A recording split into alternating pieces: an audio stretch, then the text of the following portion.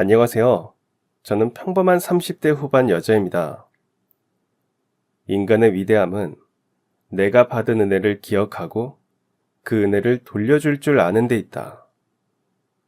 에머슨의 이 말처럼 제가 살아오며 가장 깊이 느낀 삶의 진리는 받은 은혜는 언젠가 되돌려 주어야 한다는 것이었습니다. 지금까지 저도 모르게 얽힌 인연들과 받았던 고마움, 그 은혜를 생각하면 가슴이 먹먹해지며 저 또한 그런 마음을 나누고 싶다는 생각이 듭니다. 그럼 저와 얽혔던 인연들에 대해 지금부터 이야기해 보겠습니다. 저희 집은 작은 국수집을 했습니다. 아버지는 제가 5살 때 돌아가셨고 어머니가 홀로 저희 자매를 키우셨어요. 제 기억에 아버진 건강하셨어요.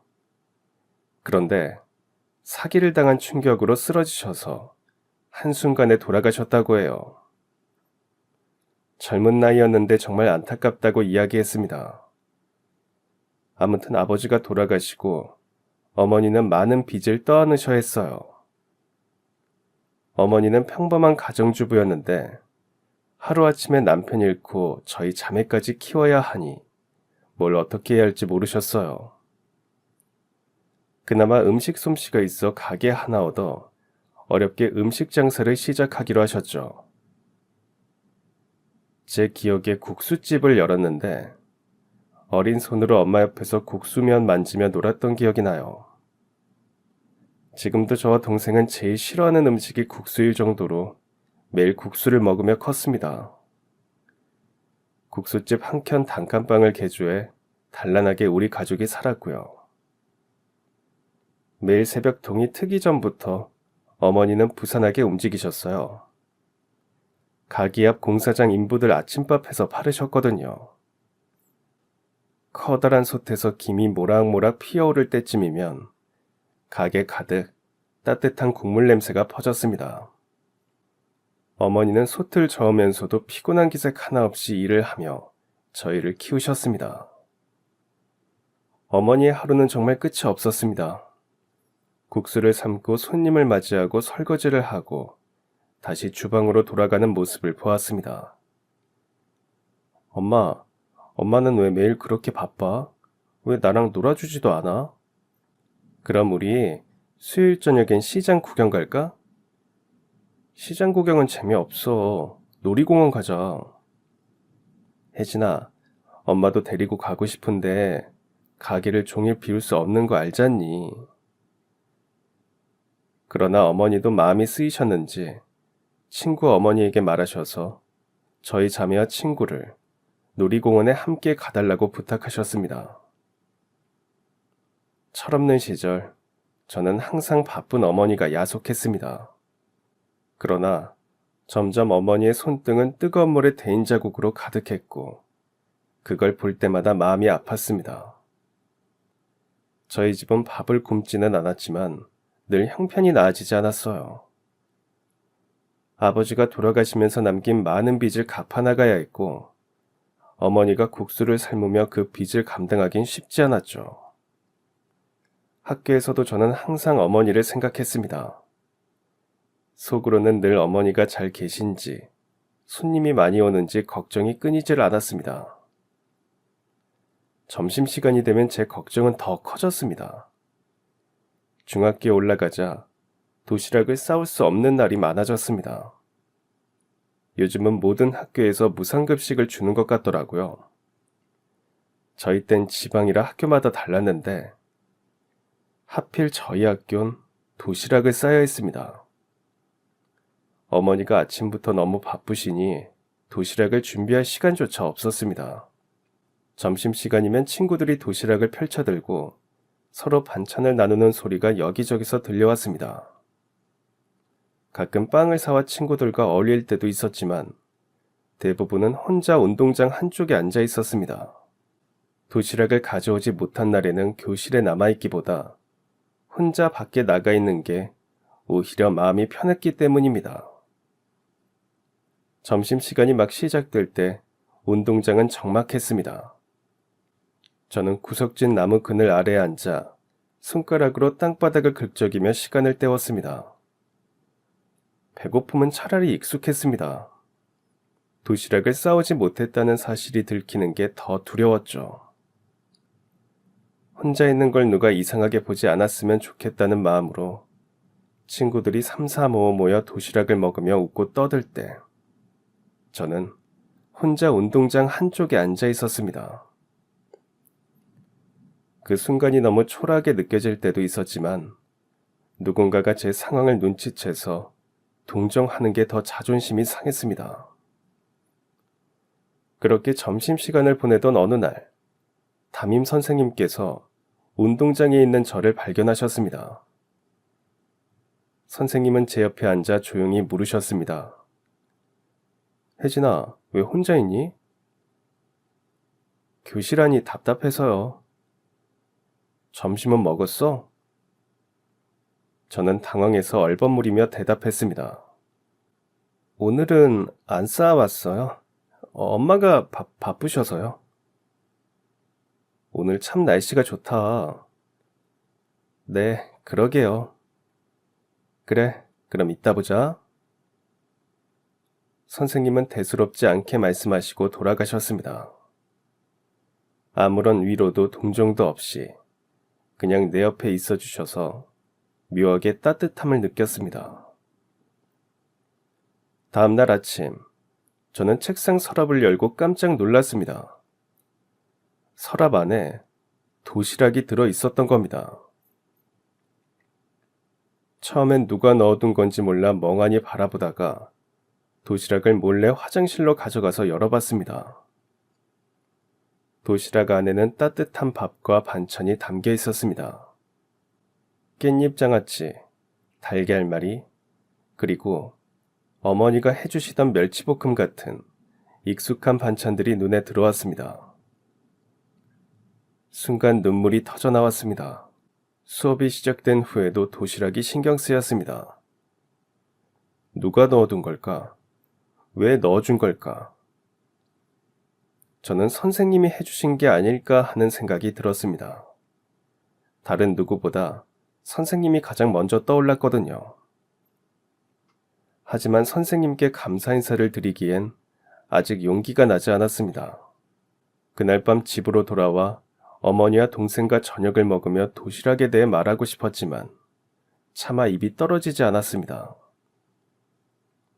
어머니가 들으시면 더 미안해하실지도 몰라.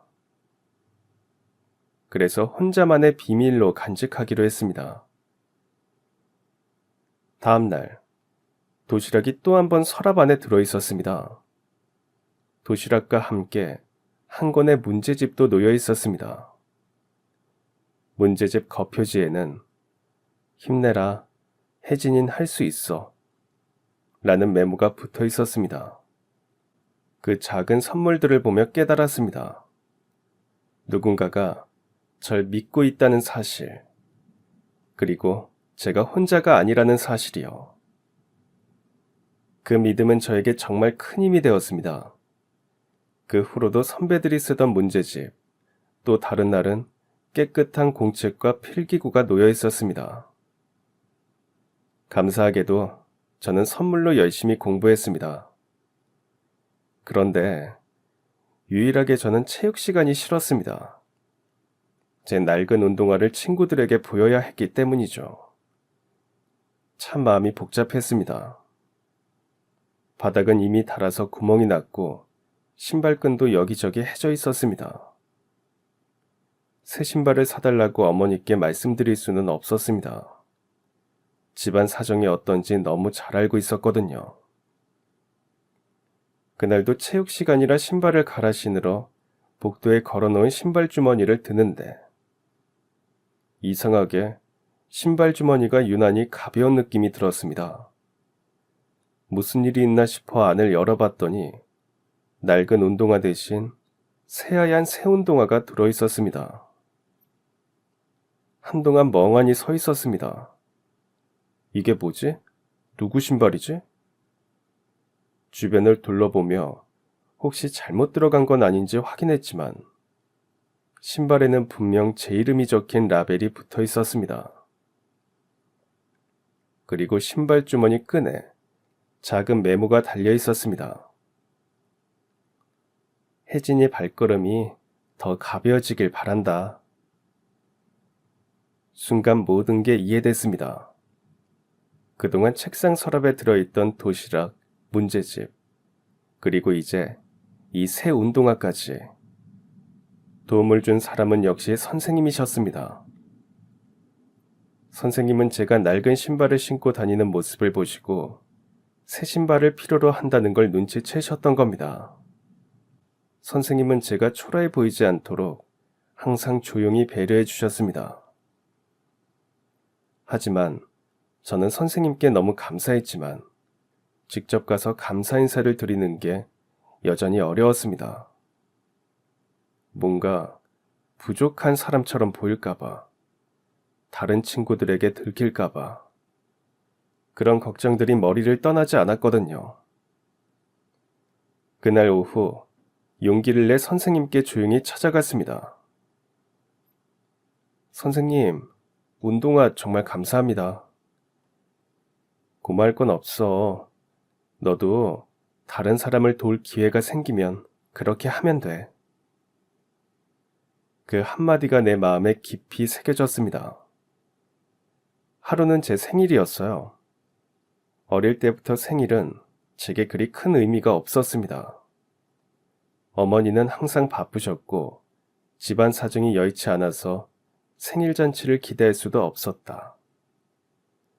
동생이 생일 축하해라며 노트에 삐뚤빼뚤 쓴 편지를 건네줄 때면 그게 저에게는 세상에서 가장 큰 선물이 되곤 했습니다. 그날 아침도 평소와 다를 바 없었습니다. 학교에 가기 전에 국수집에서 어머니를 도왔고 바쁜 어머님 별말씀 안 하셨죠. 이제는 괜찮다고 스스로를 다독였습니다. 학교 수업이 끝난 후 저는 늘 그렇듯 근처 햄버거 가게로 아르바이트를 하러 갔습니다. 최근에 어머니가 자주 아프셔서 오래 일하실 수 없었기에 학교를 마친 뒤 아르바이트를 할 수밖에 없었습니다. 서빙 트레이를 들고 매장을 뛰어다니며 주문을 받고 정리하는 일이 익숙해질 무렵 점장님이 달력을 확인하고 다가와 말을 걸어주었어요. 혜진아, 오늘 생일이네? 아, 네. 생일 축하한다. 오늘 일찍 들어가. 내가 마감할 테니까. 감사합니다. 뜻밖의 점장님이 챙겨주는 햄버거로 어머니와 동생과 챙겨 먹어야겠다고 생각했습니다. 그렇게 생각하며 퇴근 후 집으로 가는 발걸음을 서둘렀죠. 마침 동생과 중간에 만나 함께 집으로 향했습니다. 집에 도착했을 때 이상하게 문이 살짝 열려 있었습니다. 엄마! 조용히 문을 열고 들어갔지만 어머니는 보이지 않았어요.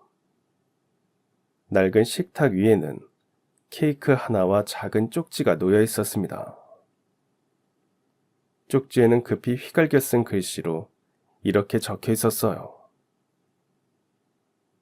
혜진아, 선생님이야. 엄마랑 병원 간다. 순간 머릿속이 하얘졌습니다. 병원? 왜 병원이야?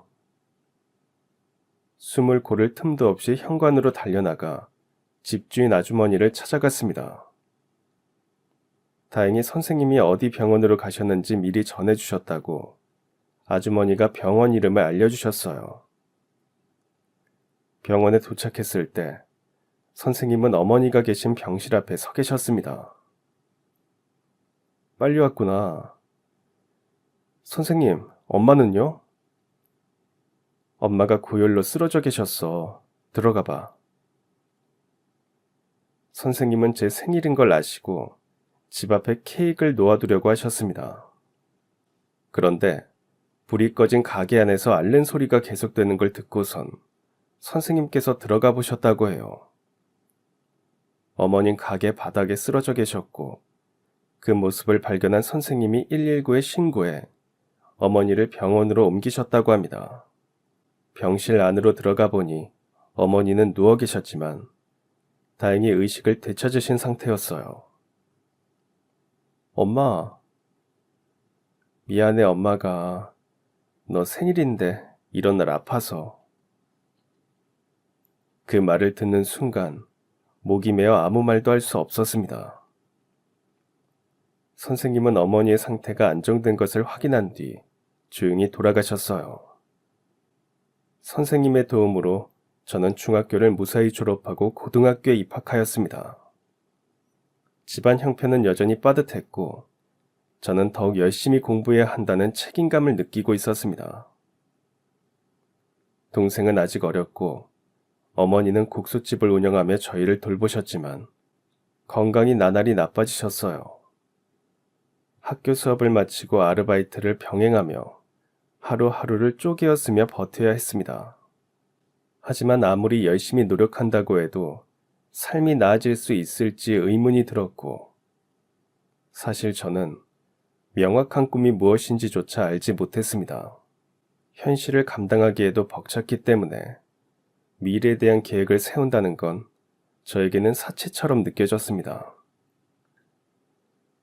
그러던 어느 날 학교에서 진로 상담회가 열린다는 공지가 있었습니다.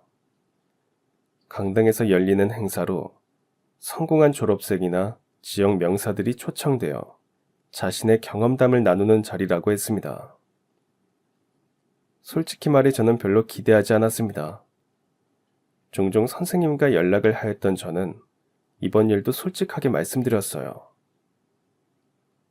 그런 성공한 사람들하고 저랑 같을 수 있나요? 무슨 말이야. 꼭 한번 가서 들어봐. 괜히 시간 낭비 아닌가 모르겠어요. 애초에 시작점이 다른걸요. 지나가는 말이라도 나에게 모든 도움은 되는 거야. 심지어 실패도 내게 도움이 되는 일이잖아. 선생님의 말씀에 저는 마지못해 강당으로 발걸음을 옮겼습니다. 강당 안은 학생들로 가득 찼습니다. 저는 뒤쪽 구석에 자리를 잡고 조용히 앉아 있었습니다. 처음 몇 명의 연사들은 대기업 입원이 된 이야기나 해외에서 성공한 경험을 이야기했는데, 솔직히 그들의 이야기는 저와는 너무 동떨어진 세계처럼 느껴졌습니다. 나한테는 이런 건 아무 의미 없네라고 생각하며 멍하니 무대를 바라보고 있었죠. 그때 한 연사가 무대 위로 올라왔습니다. 그는 다른 연사들과 달리 단정한 옷차림의 평범한 사람이었습니다. 안녕하세요. 저는 이 지역에서 태어나 자란 사람입니다. 그의 첫 마디는 제 귀를 사로잡았습니다. 그는 자신의 어려웠던 어린 시절과 그 속에서도 어떻게 길을 찾아 나갔는지 솔직하게 이야기하기 시작했습니다. 저는 한때는 꿈이 없었어요. 당장 눈앞의 문제를 해결하는 것만으로도 벅찼거든요. 하지만 누군가 저에게 가능성을 이야기해줬고, 그게 제 인생을 바꿨습니다. 그분의 이야기는 저를 깊이 사로잡았습니다. 가난한 집안에서 태어나 학비를 벌기 위해 여러 아르바이트를 병행하면서도 책 한 권을 붙들고 미래를 준비했다고 했습니다. 우리는 환경을 선택할 수 없지만 그 환경 속에서 어떻게 살아갈지는 선택할 수 있습니다. 그분의 말 한마디 한마디가 마치 저에게 하는 이야기처럼 들렸습니다. 강연을 마치며 이렇게 말했습니다. 당신이 가진 가능성을 믿으세요. 그리고 누군가가 손을 내밀면 그 기회를 꼭 잡으세요. 강연이 끝난 후 저는 조심히 연사님에게 다가갔습니다. 연사님은 저를 보고 환하게 웃으며 손을 내미셨습니다. 안녕하세요. 강연 들어줘서 고마워요. 감사합니다. 저는 연사님에게 어떻게 어려움을 이겨내어 성공했는지 더 듣고 싶었습니다. 마치 제가 연사님을 따라하면 저도 성공할 거라고 확신이 들었어요. 가능성을 믿으세요. 단순한 말이지만 저를 붙잡고 있던 수많은 불안을 조금씩 덜어내는 힘이 되었습니다. 연사님은 제 사정을 조용히 들으시고 연락처를 알려주셨어요. 그날 밤, 저는 강연에서 들었던 말들과 연사님과의 대화를 떠올리며 고민했습니다. 내 가능성을 믿으라. 그 말은 마치 중학교 시절 선생님께서 해주셨던 이야기처럼 들렸습니다.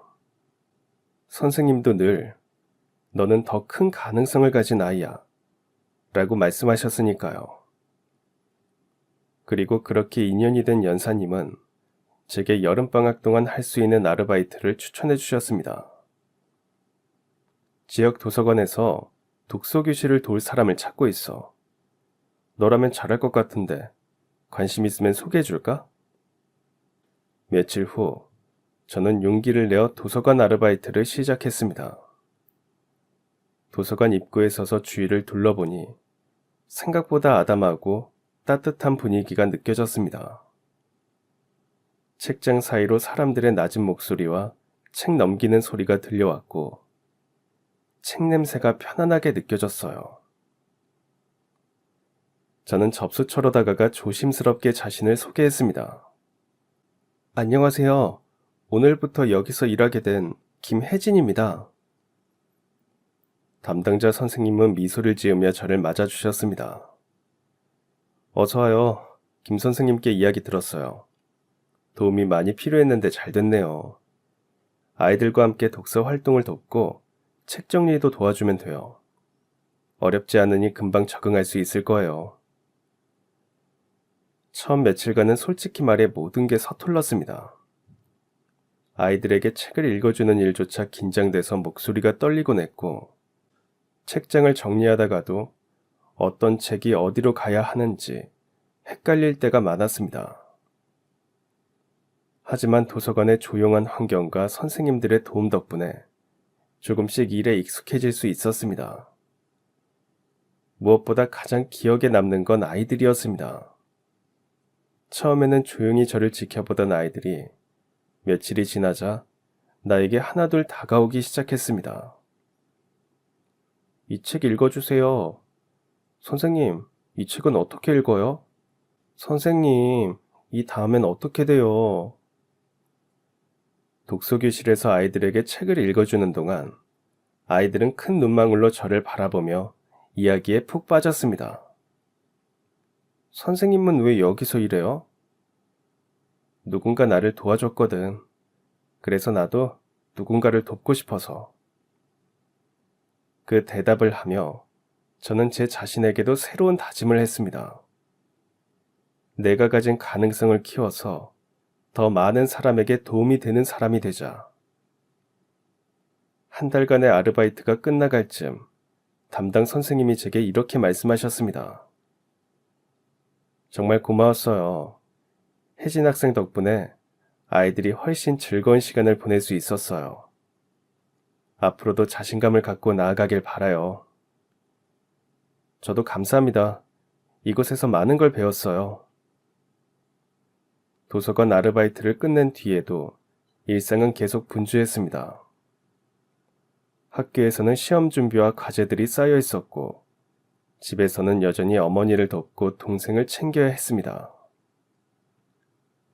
도서관 아르바이트를 마치고 나서도 저는 여전히 선생님과 연락을 이어가고 있었습니다. 평소처럼 햄버거 가게 아르바이트를 마치고 집에 돌아오던 중 멀리서부터 집 근처에서 피어오르는 검은 연기가 보였습니다.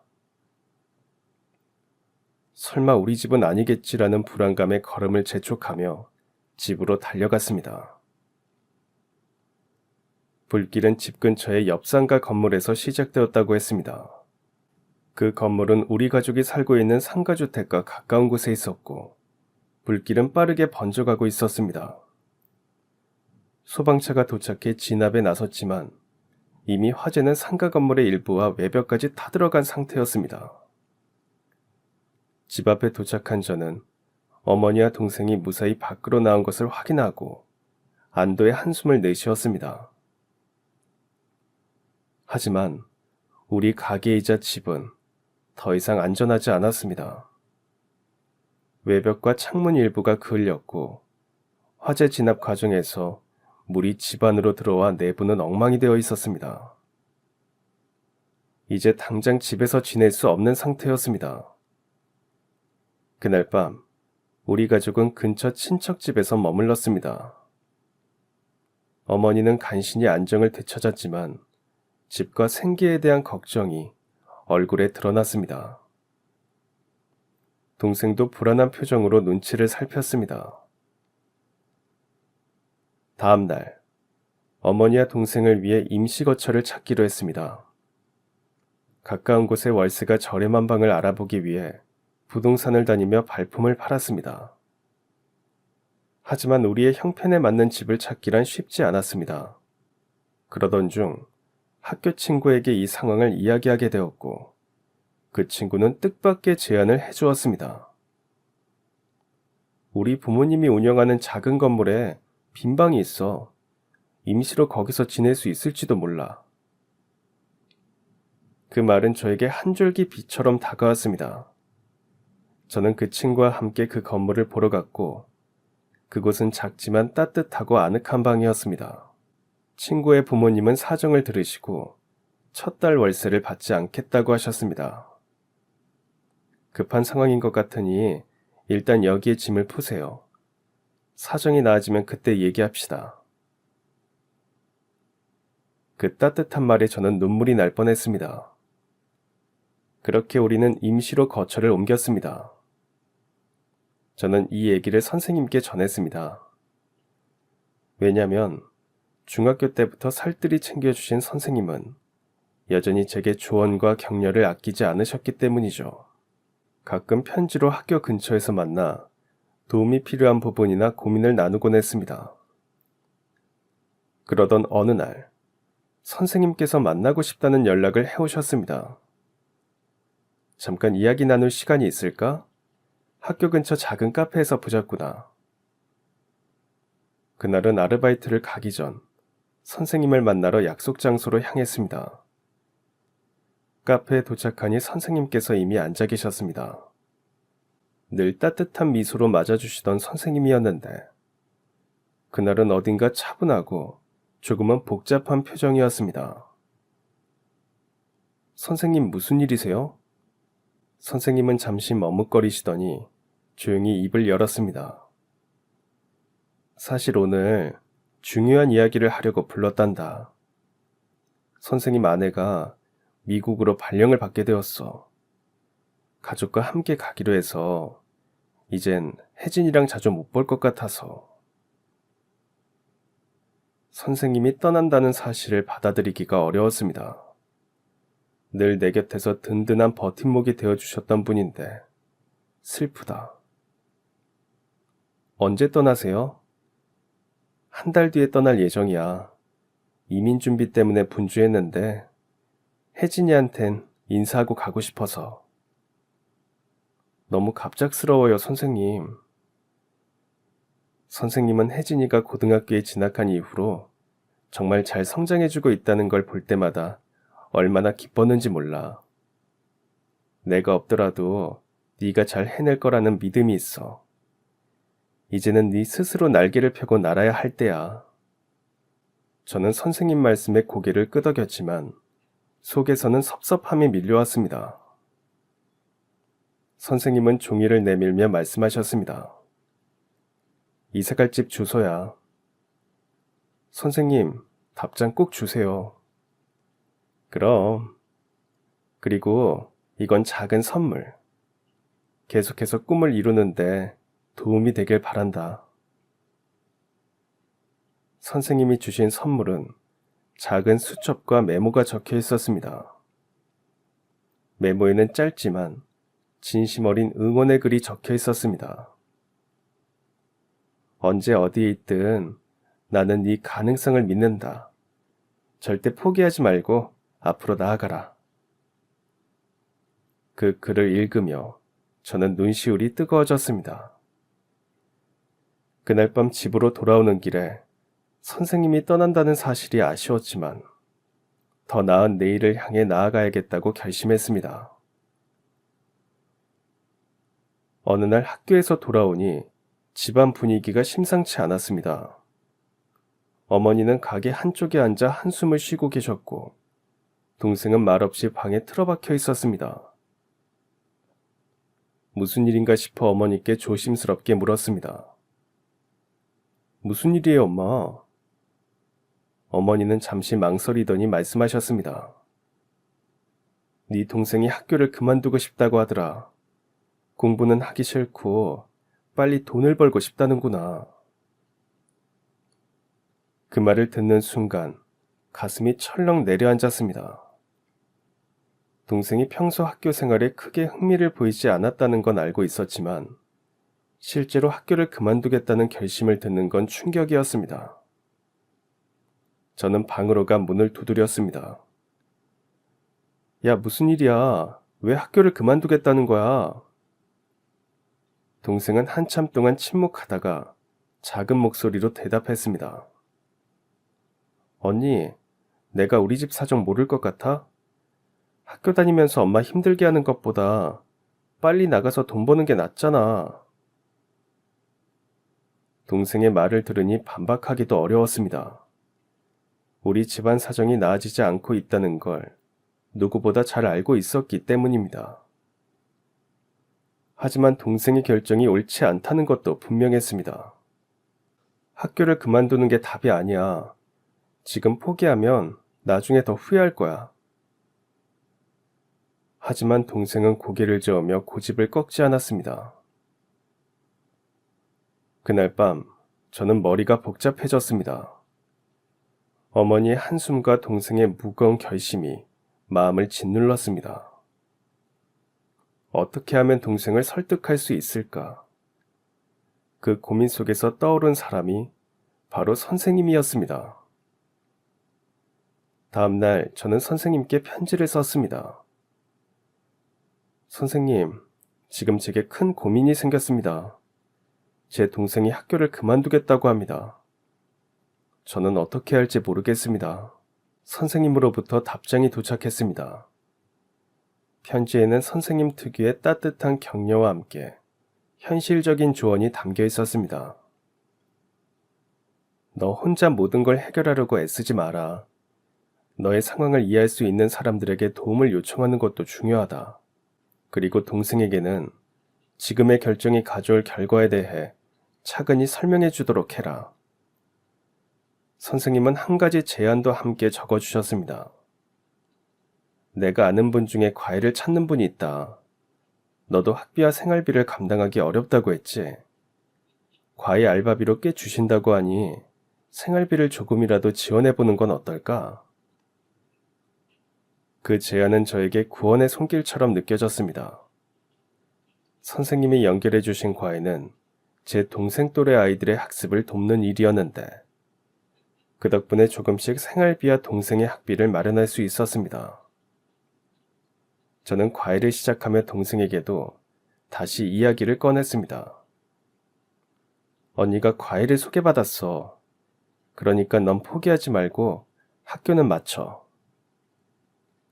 동생은 처음엔 고개를 돌리며 대답하지 않았지만 시간이 지나면서 조금씩 마음을 열기 시작했습니다. 결국 동생은 학교를 계속 다니기로 했고 저와 어머니는 한숨 돌릴 수 있었습니다. 하지만 시간이 흐르며 저는 또 다른 고민거리가 생겼습니다.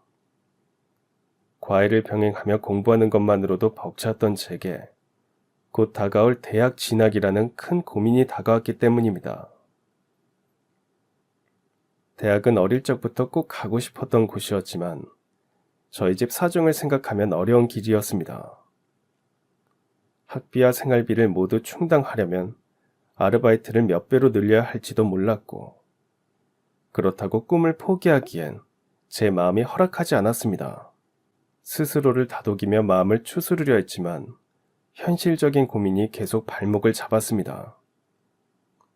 그렇게 고민하던 어느 날 밤, 방 한구석에서 선생님이 주셨던 작은 메모를 발견했습니다. 언제든 도움이 필요하면 편지를 써. 그 문구를 보는 순간 저는 또다시 펜을 들고 선생님께 편지를 쓰기 시작했습니다. 선생님, 요즘 마음이 많이 무겁습니다. 대학 진학이 점점 가까워지는데 현실적으로 가능할지 확신이 서질 않아요. 꿈을 향해 나아가야 한다는 건 알지만 어떻게 해야 할지 모르겠습니다. 편지를 쓰며 마음속 무거운 짐을 조금이나마 내려놓는 기분이 들었습니다. 얼마 후 선생님으로부터 답장이 도착했습니다.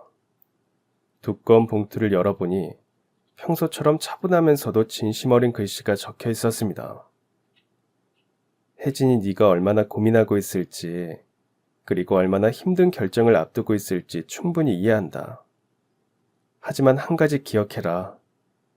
너는 이미 어려운 길을 걸어오면서도 스스로의 가능성을 증명해온 아이란다. 지금 너를 가로막고 있는 건 현실적인 어려움일지 몰라도 그 벽을 넘어설 방법은 반드시 있을 거야. 우리는 종종 눈앞의 문제에만 집중하느라 우리 자신이 얼마나 강한 사람인지 잊곤 하지. 편지의 한 줄 한 줄이 제게 큰 위로가 되었습니다. 그리고 봉투 안에는 선생님이 추천하는 대학 장학금 정보와 입시 상담 선생님과 연결될 수 있는 연락처도 함께 들어있었습니다. 이 정보가 너에게 조금이라도 도움이 되길 바란다. 내가 언제나 네 편이라는 걸 잊지 말아라. 편지를 읽은 뒤 저는 곧바로 추천해주신 장학금 관련된 자료를 찾아보기 시작했습니다. 그리고 입시 상담 선생님에게 연락해 대학 지원에 대한 실질적인 도움을 받았습니다. 그 후로 몇 달 동안 누구보다 바쁘게 지냈습니다. 수능 시험에 온 힘을 쏟아야 했기 때문입니다. 수능을 치르고 선생님 도움으로 목표를 삼았던 학교에 원서를 넣었습니다. 모든 것이 끝났지만 시작이기도 했습니다. 원하는 대학에 입학하게 되었고 걱정하는 어머니를 마음 놓게 장학금도 받을 수 있게 되었죠. 그리고 합격 소식을 들었을 때 제일 먼저 선생님께 편지를 보냈습니다. 선생님 덕분에 여기까지 올 수 있었습니다. 정말 감사합니다. 선생님께서는 답장에 이렇게 적어주셨습니다. 나는 너를 믿고 있었다. 그리고 너도 이제 네 자신을 더 믿어야 한다. 네가 걸어가는 길이 분명 빛날 거라 믿어 의심치 않는다. 대학 생활이 조금씩 안정되어 가던 어느 날 예상치 못한 전화를 받았습니다. 동생이 전화를 걸어왔는데 목소리가 다급하고 떨려 있었습니다. 언니 큰일 났어. 엄마가 갑자기 쓰러지셨어. 그 말을 듣는 순간 머릿속이 하얘지고 심장이 쿵 내려앉는 듯 했습니다. 저는 모든 걸 제쳐두고 병원으로 달려갔습니다. 병원에 도착하니 어머니는 응급실에 누워 계셨고 의사는 과로와 스트레스로 인해 몸이 한계에 다다랐다고 말했습니다. 당분간 절대 무리하면 안 됩니다. 충분한 휴식을 취하지 않으면 더 큰 위험이 생길 수 있습니다. 의사의 말을 들으며 저는 어머니의 얼굴을 바라봤습니다. 늘 바쁘게 움직이시던 어머니의 모습은 온데간데 없고 지쳐있는 모습만 남아있었습니다. 미안하다. 내가 좀 더 잘 버텼어야 했는데. 그 말에 눈물이 고여오는 것을 간신히 참았습니다. 며칠 후 저는 동생과 함께 가족 회의를 열었습니다. 언니, 이제 국수 가게는 접어야 할 것 같아. 엄마가 더 이상 이 일을 계속할 수는 없잖아. 동생의 말을 들으며 저도 고개를 끄덕였습니다. 맞아. 엄마가 우리를 위해 너무 오랫동안 고생하셨어. 이제 너도 곧 학교를 졸업하니까 우리가 좀 힘이 되어드리자. 국수 가게를 접는 결정은 쉽지 않았습니다. 그곳은 우리 가족의 생계를 책임져온 공간이었고 어머니의 손때와 땀이 고스란히 묻어있는 곳이었습니다. 하지만 어머니의 건강이 우선이었습니다. 며칠 후 우리는 가게를 정리하기 시작했습니다. 벽에 걸려있던 오래된 사진들, 자주 쓰이던 반죽 그릇과 국자, 그리고 손님들이 주고 간 감사의 편지들이 모두 가게의 지난 날을 말해주고 있었습니다. 정리하는 동안 저는 어린 시절 어머니를 도와 가게에서 설거지하고 재료를 나르던 기억들이 스쳐 지나갔습니다. 그때는 가게가 우리에게 얼마나 소중한지 잘 몰랐습니다. 국수가게 지겹다만 생각했지 고마움은 느끼지 못했어요. 하지만 이제는 알 수 있었습니다. 가게를 정리하던 날, 단골 손님 몇 분이 소식을 듣고 찾아와 마지막 인사를 건네주셨습니다. 이 국숙집 덕분에 일 열심히 했어요. 사장님, 건강하시길 바랍니다. 그분들의 따뜻한 말에 어머니는 눈물을 글썽이며 고개를 숙이셨습니다. 그동안 너무 고마웠어요. 손님들 덕분에 제가 버틸 수 있었습니다. 가게 문을 닫고 나오던 날, 어머니는 잠시 멈춰 뒤를 돌아보셨습니다.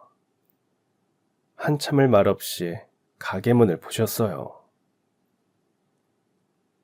국수가게가 문을 닫은 뒤 우리 가족은 새로운 일상을 만들어가기 시작했습니다. 어머니는 치료와 재활에 힘쓰시기로 했고 동생과 저는 각자 더 많은 책임을 지고 집안을 돌보기 위해 노력했습니다. 대학 졸업을 앞두고 모든 것이 바쁘게 흘러가고 있던 어느 날, 몸이 이상하다는 걸 처음 느꼈습니다. 아르바이트와 수업을 병행하며 몇 주간 제대로 쉬지 못했던 어느 늦은 밤이었습니다. 심장이 갑자기 빠르게 뛰고 숨이 차오르며 눈앞이 어지러워졌습니다. 잠시 책상에 앉아 가만히 숨을 고르며 이러다 쓰러지는 거 아니야 라는 불안감에 휩싸였습니다. 다음 날 참다가 저는 병원을 찾았습니다. 진료를 본 의사는 나를 가만히 바라보며 말했습니다. 무리하셨네요. 과로와 스트레스가 심해서 몸이 신호를 보내고 있는 거예요. 당분간은 충분히 쉬고 스케줄을 조정하는 게 필요합니다. 쉬라니, 그 말은 저에게 어불성설처럼 들렸습니다. 졸업을 앞둔 이 시기에 논문도 마치고 취업 준비도 해야 하고 가족을 도울 아르바이트까지 포기할 수 없었기 때문입니다. 하지만 의사의 경고는 단호했습니다. 계속 무리하다간 더 큰 문제가 생길 겁니다. 심장이 이런 식으로 계속 반응하면 다른 합병증으로 이어질 수 있어요. 병원을 나서며 복잡한 생각이 머릿속을 가득 채웠습니다. 어떻게 쉬라는 거지? 나한테 쉴 여유 같은 게 있나? 그날 밤 어머니에게 병원에서 들은 이야기를 조심스럽게 털어놓았습니다. 엄마, 나 요즘 몸이 좀 안 좋아서 병원에 다녀왔어. 의사 선생님이 과로 때문이라고 하시더라. 어머니는 저를 한참 바라보시더니 갑자기 내가 예상하지 못한 말을 꺼내셨습니다. 너 그렇게 몸이 보내는 신호 놓치지 말아라. 젊은 녀석이. 너 몸 상하는 거 이젠 내가 못 봐. 어머니의 말은 뜻밖이었습니다. 어릴 때부터 어머니는 언제나 강하고 단단한 사람이었습니다. 국수가게를 혼자 운영하며 저와 동생을 키우기 위해 고생하시는 모습을 보며 자랐습니다. 그런 어머니가 제 건강을 걱정하며 이렇게 단호한 목소리로 말하실 줄은 몰랐습니다. 그날 이후 저는 어머니의 말을 따라 스케줄을 조정하기 시작했습니다. 일주일에 하루는 아르바이트를 쉬기로 하고 그 시간만큼은 온전히 나를 위해 쓰기로 했습니다. 졸업 준비는 여전히 바빴지만 더 이상 무리하지 않았습니다. 졸업을 몇 달 앞둔 어느 날, 저는 드디어 첫 취업 면접 기회를 얻었습니다. 작지만 가능성이 있는 회사에 지원하게 되었고, 운 좋게 서류 전형을 통과한 것이었습니다. 전화로 면접 일정을 들었을 때의 설렘은 이루 말할 수 없었지만, 그만큼 긴장감도 커졌습니다. 과연 내가 잘 해낼 수 있을까? 머릿속은 온갖 걱정으로 가득 찼습니다. 면접 준비는 생각보다 쉽지 않았습니다.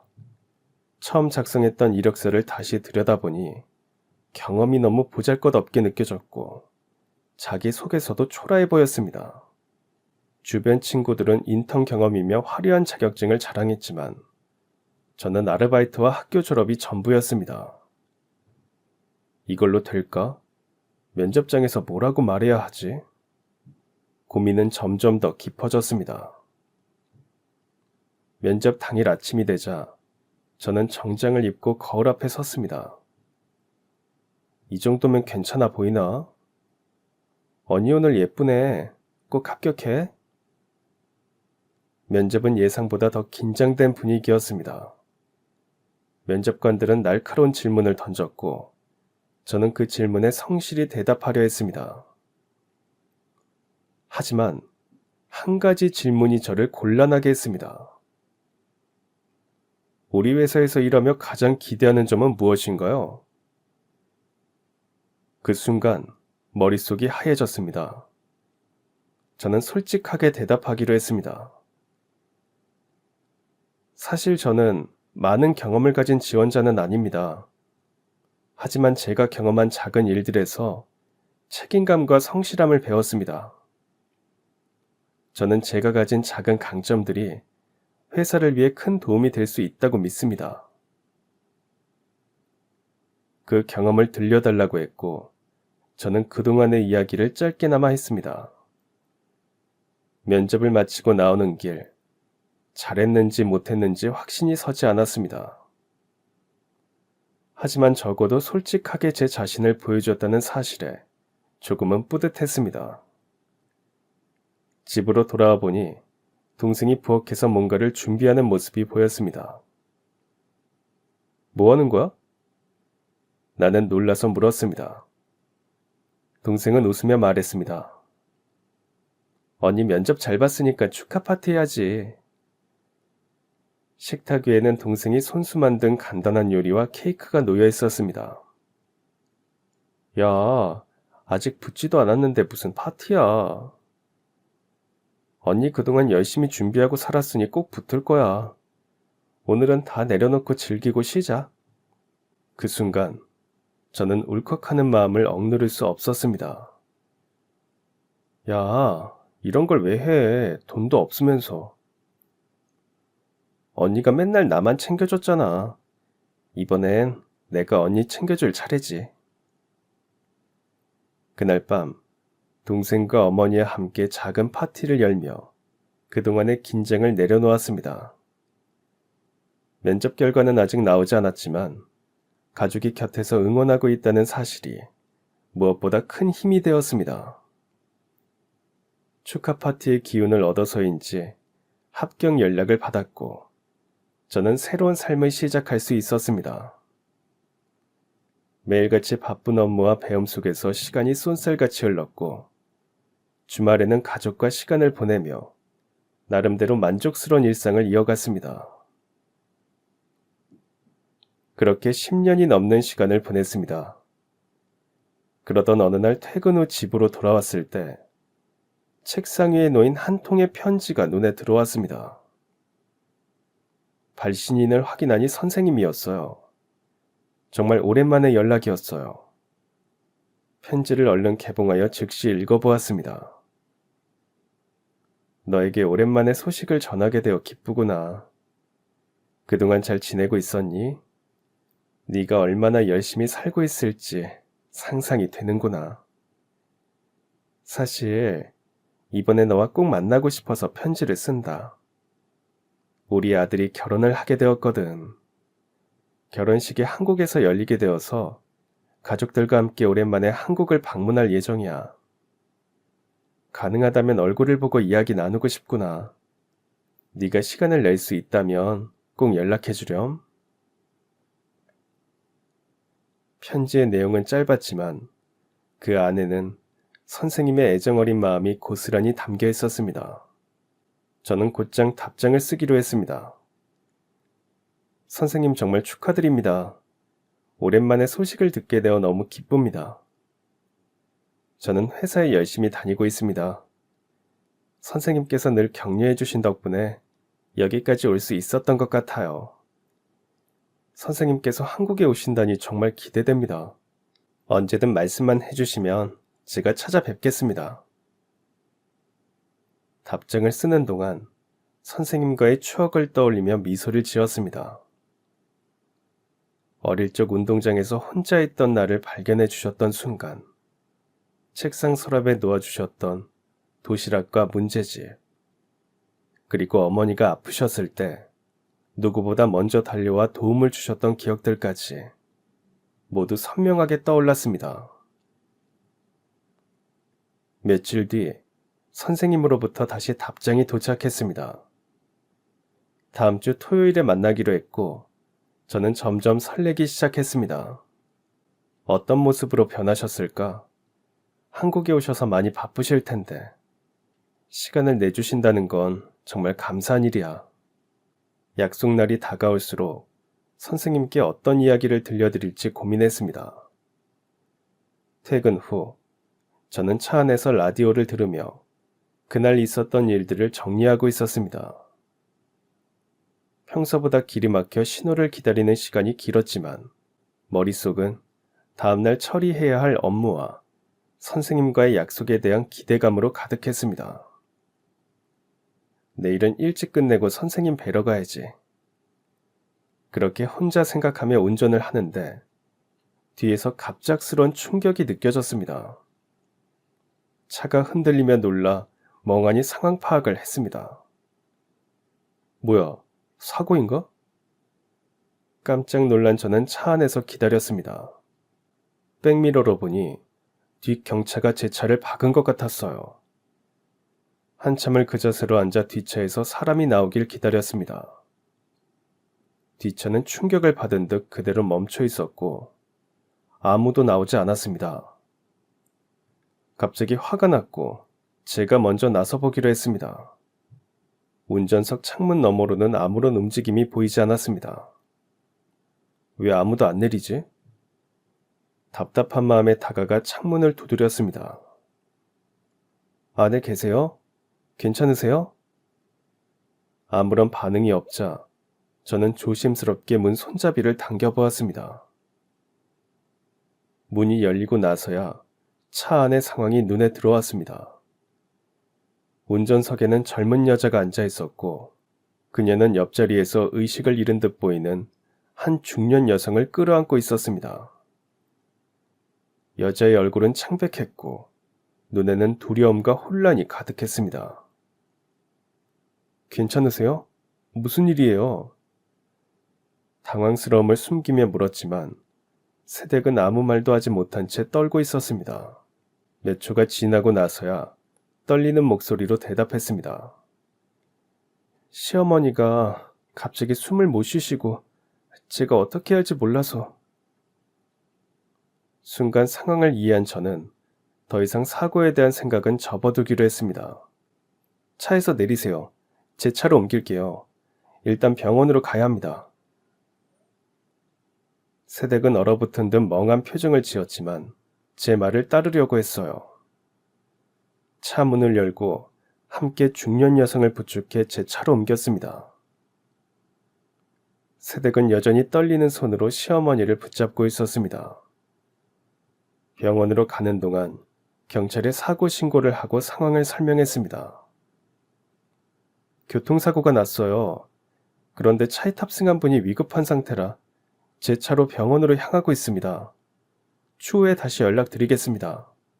운전하는 동안 새댁은 눈물을 훔치며 간간히 시어머니의 상태를 확인했습니다. 저는 침착하려 애쓰며 속으로 다짐했습니다. 사람이 먼저다. 일단 병원에 도착해서 치료를 받게 해야 해. 병원에 도착하자마자 곧바로 의료진을 호출했습니다. 이분이 의식을 잃으셨어요. 도와주세요.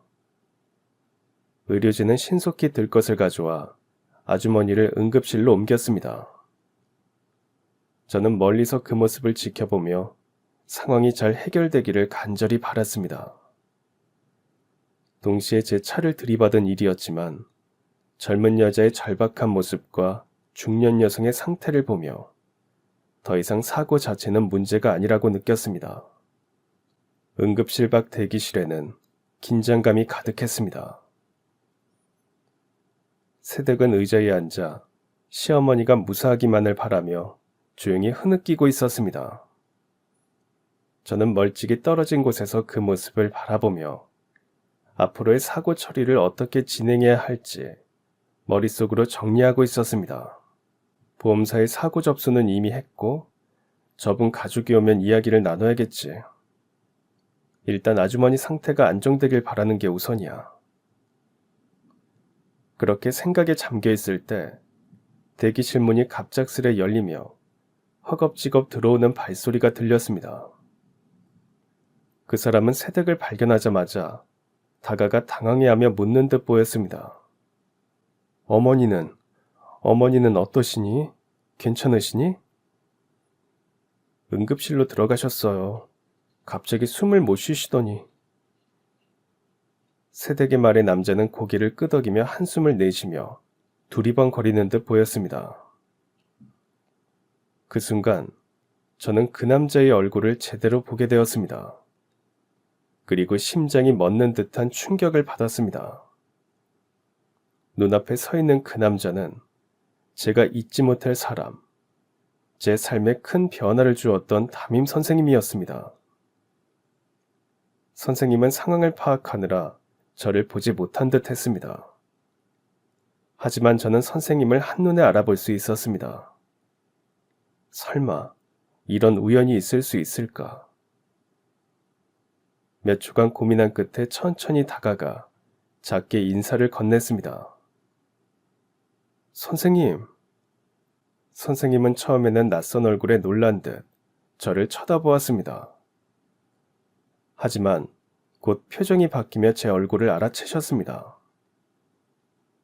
너 혜진이 아니니? 저는 웃으며 고개를 끄덕였습니다. 네, 선생님, 저예요. 그는 한순간 말없이 저를 바라보다가 갑작스레 손을 내밀었습니다. 그렇구나. 우리 주말에 만나기로 했는데 이렇게 만나게 됐냐.